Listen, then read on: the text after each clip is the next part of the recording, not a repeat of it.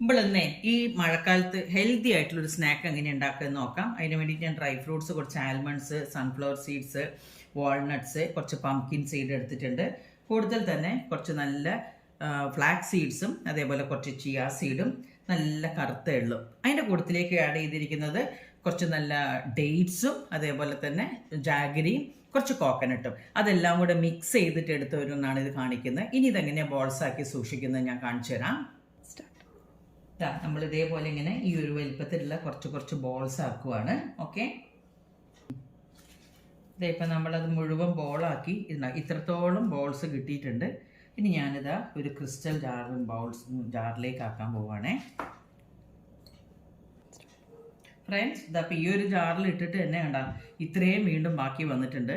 ഇത് വേണമെങ്കിൽ 1 മാസത്തോളം നമുക്ക് വെക്കാൻ പറ്റും. അപ്പോൾ എല്ലാവരും കുട്ടികൾക്ക് ഉണ്ടാക്കി നോക്കുക. ബൈ.